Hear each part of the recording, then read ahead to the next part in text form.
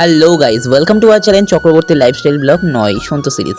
যাই হোক, আজকে চলে এলাম আরও একটি নতুন মিনি ব্লগ নিয়ে। আজকে আমি করব আমার বাড়িতেই রাজমিস্ত্রির কাজ। হ্যাঁ, ব্যাপারটা শুনতে একটু অবাক লাগলেও এটাই সত্যি। যাই হোক, ওই যে ফুটোগুলো দেখলে সেই ফুটোগুলোই আজকে এই রাজমিস্ত্রির কাজ করে আমি বন্ধ করব। তাই এই যে বালু চালা মেশিনটা অর্থাৎ বালু চালা চালনটা আমি নিয়ে আনলাম আমার পাশের বাড়ি থেকে। তারপরে বেশ ভালোভাবে বালুটাকে চেলে তার মধ্যে সিমেন্ট মাখিয়ে তারপরে কী করতে হয় জানো তো, জল দিতে হয়। সিমেন্ট মাখিয়ে জল দিয়ে ভালোভাবে এই যে দেখো কত সুন্দরভাবে মশলাটা মাখিয়ে নিলাম। এই সিমেন্ট আর বালু মাখার মশলা দেখে আমার যেন মনে হচ্ছে আমি একেবারে প্রফেশনাল রাজমিস্ত্রি।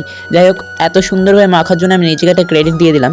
তারপরে দেখতে পাচ্ছ আমি বিছানার উপরে একটা পলিথিন পেতে নিলাম। পলিথিন না পাতলে বিছানার উপরে এই যে সিমেন্টগুলো পরে একেবারে নোংরা হয়ে যাবে, তখন আমাকেই আমার মা বকবে। যাই হোক, আমি আজকের কাজটা আমি একা উদ্ধার করতে পারিনি, তাই উদ্ধার করতে না পেরে শেষমেশ আমার বাবাকে ডাকলাম।